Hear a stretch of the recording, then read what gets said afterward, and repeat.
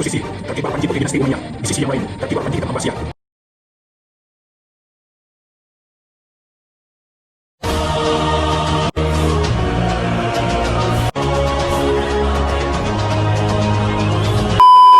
Assalamualaikum warahmatullahi wabarakatuh. Apa kabar teman-teman semua? Kaifa halukum? Asakum bikhair insyaallah. Ya, semoga kalian baik-baik saja. Pada video sebelumnya, saya telah menjelaskan mengenai Makkah, tempat bertemunya Imam Abu Hanifah dan Imam Malik. Dalam video kali ini, kita akan membahas mengenai Perang Zab Khalifah Marwan II versus pasukan Abbasiyah. Sebelum kita mulai, jangan lupa untuk subscribe dan share karena ini menjadi motivasi saya untuk menghasilkan materi-materi yang berkualitas.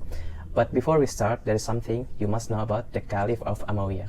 Di penghujung kedaulatan Umayyah dan perpindahan langsung ke kedaulatan Abbasiyah, saya ingin memberitahukan ke teman-teman bahwa Daulah Bani Umayyah sama seperti daulah Islam lainnya, memiliki catatan putih dan hitam. Mereka memiliki jasa-jasa yang besar terhadap kaum muslimin, namun juga memiliki kesalahan. Di era kedaulatan Umayyah, Islam mencapai Eropa melalui Musa bin Nusair dan Tariq ibn Ziyad. Kalau kalian buka di Google Map, ada bukit yang disebut dalam bahasa Spanyol dengan nama Gibraltar. Dalam bahasa Indonesianya disebut dengan Bukit Tariq. Dalam bahasa Arab disebutnya dengan Jabal Tariq yang dinisbatkan ke Tariq ibn Ziyad. Sedangkan di wilayah timur hingga ke Cina ada Qutaibah bin Muslim yang dijuluki Alexander the Great-nya kaum muslimin, yang membuat jutaan hati manusia mencintai Islam. Orang-orang Hindustan yang akrab dengan berhala dan keyakinan animismenya dibuat mengenal tauhid melalui Muhammad bin Qasim al-Thaqafi. Jika diringkas, penyebaran Islam yang dilakukan oleh Bani Umayyah mencakup beberapa wilayah besar. Yang pertama dari arah barat yang berakhir di Eropa Andalusia. Sedangkan yang arah utara ke Kaukaus, Hindustan, wilayah Pakistan, dan sebagian wilayah India. Di wilayah timur ada Cina, di selatan ada Afrika. Nah, penaklukan negeri-negeri ini lahirlah tokoh-tokoh besar umat Islam dalam bidang fikih, tafsir, ilmu hadis, kedokteran, sastra, teknik, geografi, kimia, dan masih banyak lagi ilmu-ilmu lainnya seperti ulama Imam Muslim, Imam Bukhari, Imam Tirmidzi, Imam Nasai, Imam Tabari, Imam Ibn Khaldun, Imam Zahabi yang menghasilkan buku yang sangat fenomenal, yaitu buku Siyar A'lamun Nubala, dan masih banyak lagi tokoh lainnya yang sangat besar keilmuannya. Mereka semua adalah buah dari dakwah Islam Bani Umayyah. Secara umum, kedaulatan Umayyah punya kebaikan dan ada hal yang tidak baiknya. Tapi kita harus lebih bijak di mana mereka telah melakukan banyak pembebasan atau perluasan Islam yang sangat besar dan banyak menaklukkan pasukan-pasukan besar yang anti-Islam. Harusnya inilah yang sangat cukup bagi kita membuat kita memuji mereka dan mendoakan kebaikan untuk mereka atas jasa yang telah mereka usahakan untuk Islam dan kaum muslimin. Tapi nih, sifat tabiat manusia, orang lebih pandai melihat kejelekan dibanding kebaikan-kebaikannya. Seakan jasa-jasanya nggak ada artinya. Beberapa kejadian buruk di masa pemerintahan pun selalu diulang-ulang, diangkat terus-menerus, terutama oleh kalangan musuh-musuh Islam, sehingga mempengaruhi kaum muslimin untuk melihat terus kejelekan Bani Umayyah. Mungkin dari kalian ada yang nggak tahu bahwa beberapa khalifah Umayyah adalah ulama terkemuka seperti Muawiyah bin Abi Sufyan contohnya, seorang sahabat yang luar biasa. Beliau juga penulis wahyu Al-Quran. Ada juga Umar bin Abdul Aziz, seorang tabi'in. Khalifah Umar ini seorang tabi'in yang diakui kehebatannya dalam mengelola aset negara. Beliau adalah cucu dari Umar ibn Khattab dari nasab ibunya. Dan ulama mengkategorikan Umar bin Abdul Aziz sebagai khalifah kelima Khulafaur Rasyidin. Ada juga Khalifah Al-Walid bin Abdul Malik yang sangat perhatian dengan pembangunan masjid. Beliau membangun jalan raya menuju Mekah dan Madinah untuk memudahkan jamaah haji bersafar. Bahkan Al-Walid pernah memerintahkan gubernur Madinah untuk menggali sumur di Madinah dan menyiapkan petugas khusus untuk memberi minum jamaah haji dan umroh. Dan masih banyak lagi dari kalangan pemimpin Umayyah yang luar biasa kepemimpinannya. Bahkan jika kita membaca biografi-biografi para sahabat, kita juga dan tabiin lah secara umum, kita bakal ngelihat seringnya kita temui para ulama duduk di sekitar khalifah dan memberikan nasihat, baik dialog langsung ataupun dengan surat menyurat, dan tidak sedikit di antara khalifah yang menangis membaca dan mendengar nasihat dari para ulama tersebut. Sifat ini menunjukkan kelembutan hati khalifah Bani Umayyah. Oleh karena itu, janganlah kita termakan isu-isu bohong yang dibuat oleh orang-orang Syiah, orang-orang yang kafir, anti-Islam, yang mencoba menghancurkan Islam sehingga kita membenci sejarah emas pendahulu kita. Yang buruk dari sejarah kita katakan itu buruk, tapi kita tidak boleh melupakan jasa-jasa baik mereka. Oleh karena itu, kita syukuri nilai lebihnya dan kita saling menasihati dalam hal-hal yang kurang, bukan malah melakukan tindakan-tindakan yang merugikan. Ya, itu saja. Kalau gitu, mari kita mulai inti videonya. حالي والقلب سالي في ذي المدينة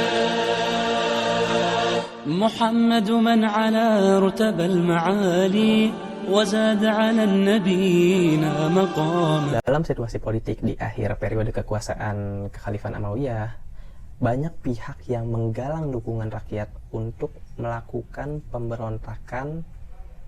Mereka, ini para pemberontak, memiliki berbagai macam pemahaman. Umumnya memiliki masalah yang sama, yaitu kekecewaan atas segenap kebijakan-kebijakan yang dikeluarkan oleh khalifah-khalifah terakhir Bani Umayyah. Kekecewaan ini tidak hanya dirasakan oleh masyarakat umum, tapi juga orang-orang sekitar lingkungan keluarga istana sendiri. Puncaknya terjadi ketika Khalifah Marwan, yang disebut Marwan kedua, naik sebagai khalifah terakhir Bani Umayyah. Khalifah Marwan memerintah cuma sekitar 5 tahunan dan gak pernah sehari pun kursi kekuasaannya tenang. Selalu ada kekacauan karena pemberontakan terus-menerus terjadi di berbagai tempat. Di antara banyak pemberontakan, Bani Abbas adalah salah satu pihak yang paling aktif melakukan gerakan untuk menggulingkan kekuasaan Bani Umayyah. Bani Abbas mengusung isu yang mengembalikan kekhalifahan ke Ahlul Bait, dan masyarakat percaya karena Bani Abbas juga berasal dari Bani Hashim, yaitu asal keluarga Rasulullah SAW. Dari tahun 99 Hijriah, para keturunan Bani Abbas terus bergerak untuk merebut kekuasaan dari kedaulatan Amawiyah. Dengan kemampuan propaganda yang luar biasa, Bani Abbas berhasil memenangkan banyak dukungan, terutama dari Alawiyin, keturunan Ali bin Abi Thalib. Dan banyak juga dari pendukungnya itu dari orang-orang Persia, dari Khurasan. Pada tahun 132 Hijriah, melalui pertempuran besar di Sungai Zab, Mesopotamia, bertemulah dua kelompok besar pasukan di Irak, yaitu pasukan Daulah Amawiyah dengan membawa bendera putih sebagai perwakilan orang-orang Arab, dan yang kedua adalah pasukan gabungan Abbasiyah, Alawiyah, Syiah, dan orang-orang Persia dengan membawa bendera hitam sebagai perwakilan orang-orang non-Arab. Peperangan ini dimenangkan oleh pasukan Abbasiyah dan pendukungnya. Walaupun jumlah mereka lebih sedikit dari pasukan Daulah Amawiyah, tapi mereka mempunyai semangat yang besar dengan kemenangan yang sebelum-sebelumnya. Kemenangan ini menandai jatuhnya Daulah Amawiyah setelah beberapa kekalahan dalam perang-perang sebelumnya. Khalifah Marwan yang kedua sempat melarikan diri ke Mesir, tapi ketangkap dan dieksekusi. Saat-saat itu merupakan masa paling mengerikan bagi keturunan Amawiyah.